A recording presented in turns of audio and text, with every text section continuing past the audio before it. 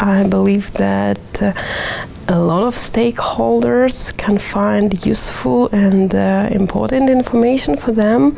For instance, by identifying these hotspots, which we also analyzed in detail, and we mapped them and prepared proper recommendations per each. Are you a supporter or a denier of human contribution to climate change? There is no doubt anymore about the fact of climate change. Intergovernmental panel on climate change reviews the literature every 5 years, and they concluded with the same findings, and they confirm the contribution of human activities and businesses into climate change.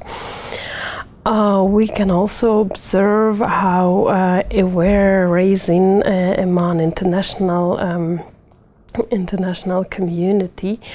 For instance, 2 years ago, in 2015, in Paris, the Global Agreement on Climate Change was signed by all countries of the world, and most of them ratified this agreement.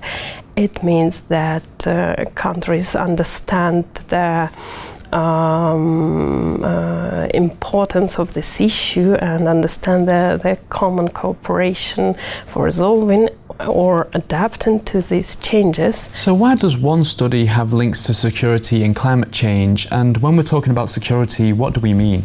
While working a lot with different issues like on water sources or disaster risk reduction, we see more connections when negative impacts of climate change can bring to insecurity situation in different regions, in different countries. Furthermore, it can impact on the cooperation between countries. It could bring to the disputes between countries. I can give you example, for instance, of water security, water scarcity, or lack of water for drinking or for maintaining economic activities could bring to the situation when the most populated areas and industrial areas, urban areas, can suffer of the lack of water sources. Desertification or aridity, which are caused by higher temperatures, could bring to food insecurity, where the countries have to solve the problems of food supply for their own population. Now, can you give me some examples of climate change in Central Asia, Eastern Europe and the Caucasus?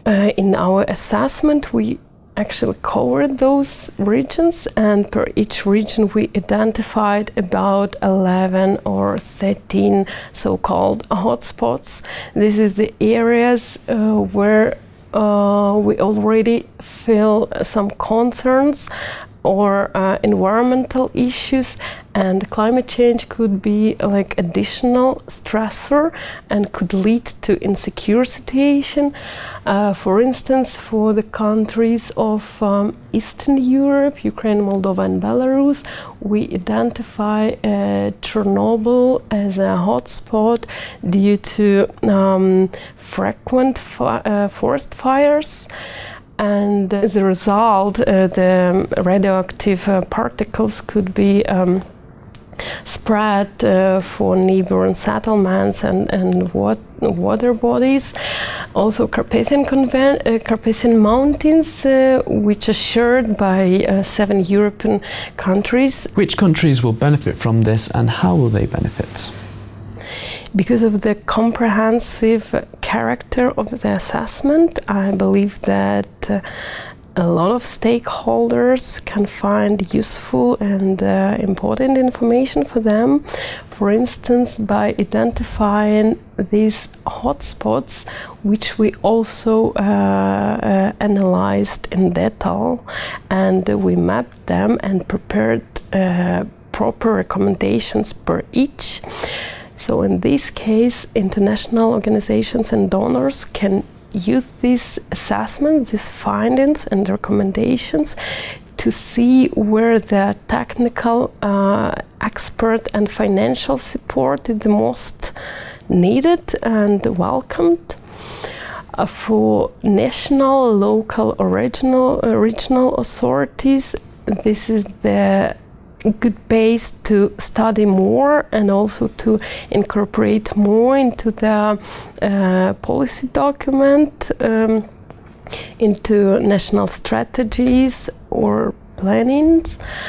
Also for scientists, students, research, this is the issue to discover more, to find more evidence and concrete examples. Well, thank you so much for joining me in the studio today. It's been a pleasure. Thank you.